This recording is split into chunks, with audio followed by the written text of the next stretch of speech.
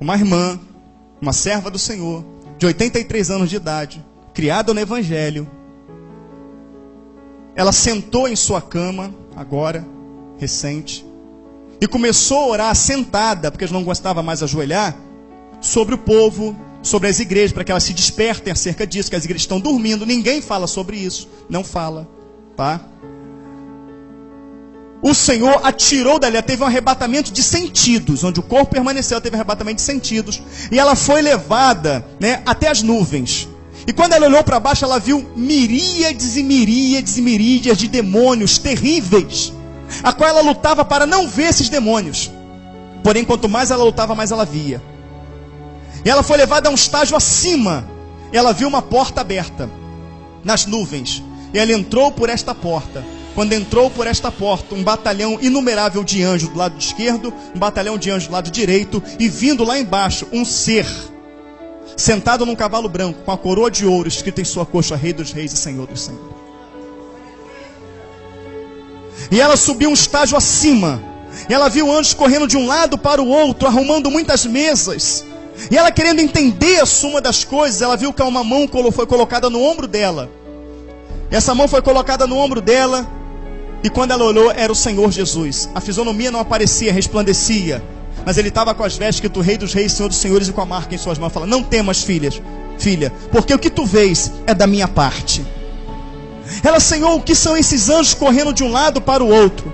Ele falou: eles estão esperando, estão preparando já, com velocidade, as bodas do Cordeiro, pois a ordem de meu Pai para as bodas já foi dada. E ela fala: Senhor, e a quanto aqueles demônios que eu vi na terra? Ele falou: minha serva, na minha palavra está escrito que nos últimos dias sairiam demônios terríveis que nunca antes tinha sido solto. E esses demônios já estão soltos, por isso a terra está do jeito que está. Ela fala: Senhor, e agora?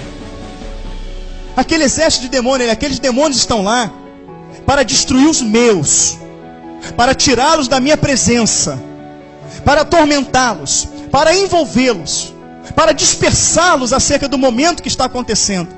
Ela: Senhor, mas o que será do teu povo? Esses demônios são terríveis. O Senhor levou ela a um estágio acima e mostrou um exército inumerável e incontável. Ela falou: este aqui é o meu exército, porém este exército só vai livrar os meus. Ela: Senhor, mas aqueles não são teus. E todos não são teus. Todos não são teus. Ele falou assim: eu quero te mostrar uma coisa. E colocou ela numa sala sozinha, uma sala toda branca, com um espelho ao redor dela toda. E a roupa dela foi se transformando de roupa comum para uma veste branca, mostrando a vida dela espiritual. E ela olhava as vestes brancas e por um momento ela se ficava feliz, mas depois ela ia entristecendo, porque ela via que na veste dela tinha algumas manchinhas, pequenas, mas tinha. E como tinha espelho em todo, ela via onde tinha as manchas. E ela começava a chorar em pânico, porque as vestes estavam sujas, pecado. E ele entrou na sala e falou: está vendo, minha filha? Mesmo você que nasceu no Evangelho, mesmo você que está com seus joelhos calejados de orar, ainda há coisa em você que não me agrada. É necessário que haja uma purificação. Mas tenho algo ainda mais forte para te mostrar. E ele pegou ela pelas mãos e levou na igreja dela num dia de culto bem cheio, e colocou ela. Ele falou assim: todos os cultos eu observo, e eu estou aqui mostrando para você. Olha a roupa das pessoas, e aqueles roupões brancos, tudo sujo, encardidos, alguns rotos, alguns manchados. Ela não pôde ver na igreja dela nenhuma veste branca, e a veste mais suja era da liderança. E ela entrava em pânico e começava a chorar, e eles levantavam a mão para adorar o Senhor, e as mãos sangravam. E ela se alegrava e falava: Senhor, aquele sangue é o Senhor purificando eles. Não, minha filha, não. Carne sangrando fala de pecado fresco. Eles estão me adorando com a vida deles em pecado. Essa adoração não chega no meu trono de graça.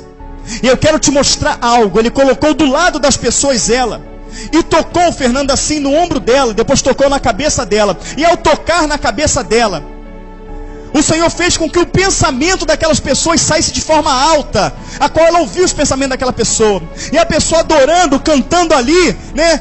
E umas pensavam no namorado, Outras pensavam no noivo. A outras, meu Deus, o culto tem que acabar logo, eu tenho que responder os meus e-mails. O meu carro, a minha casa. O Senhor mostrava que o pensamento das pessoas dentro da igreja estava voltado para as suas vidas seculares. E ela falou, está vendo, minha serva? Eles estão dentro da igreja, as mãos estão levantadas, mas o coração deles está no mundo. Eles não compreenderam ainda que o momento de me adorar é o momento de me adorar, que tem que me adorar em espírito e em verdade, de todo o coração. Por isso a adoração desta igreja não chega diante de mim. Eles não estão preocupados com o reino, com a minha vinda, nem com o meu retorno. E pegou ela e foi levando em muitas igrejas, e falou, essa aqui eu nunca estive nela, essa aqui eu não mandei abrir, essa aqui quem está por trás é Satanás. Ele foi mostrando a maioria das igrejas. Ela falou, Senhor, quem é que vai se salvar? Ele, aqueles que branquear suas vestes do meu sangue. E o Senhor ia levando, ele dava uma visão panorâmica que mostrava para ela todas as igrejas. E o Senhor chorava aos prantos. E ela se impactava em ver Jesus chorando aos prantos. Falava, Senhor, mas tu está mais em pranto do que eu. Ele falou, minha filha, porque o pior disso tudo é que todos eles acham que estão salvos. Mas Senhor, qual é o propósito desta visão que tu estás dando a mim? Ele falou, escuta. E aumentando um barulho. Que barulho é esse, minha serva? Ela é de um relógio, Senhor. É o relógio. Tchum. Ele fala, e agora, minha serva? Parou, Senhor. Vai lá e diz para minha terra que acabou o tempo.